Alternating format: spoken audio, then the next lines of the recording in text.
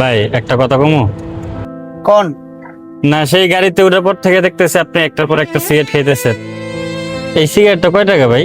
একটা সিগারেট 25 টাকা। 25 টাকা একটা সিগারেট? একটা সিগারেট খেয়া 25 টাকা পুরাইতেছেন, আপনিও পড়তেছেন। এর চাইতে ভালো হইতো না যদি 25 টাকাতে গ্রামের মসজিদে 2টা ইট কিনে দিতেন, কত ভালো হইতো না ভাই? আপনি যে কথাটা বলছেন ভাই, খুবই ভালো।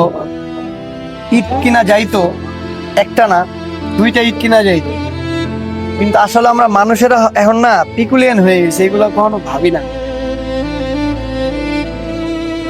ভাই কি ম্যারিড? হ্যাঁ, ম্যারিড আমি।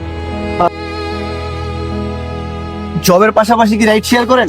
ও ভাই, জব করি, জবের পাশাপাশি আর কি সুযোগ পাইলে রাইড শেয়ার করি। ও, এখন যে পরিস্থিতি, জব দিয়ে তো আর চলে না শুধু। কিছু করার নাই ভাই। যাক, আপনি একজন ভালো মানুষ ভাই, ভালো লাগলো আপনার সাথে কথা হয়ে। চলেন ভাই। চলেন। ভাই আপনার ভাড়াটা দিয়ে দিন, ভাড়া। আচ্ছা চলেন, অসুবিধা নেই। না সমস্যা নেই, রাইখা দেন, ভাড়া রাইখা দেন।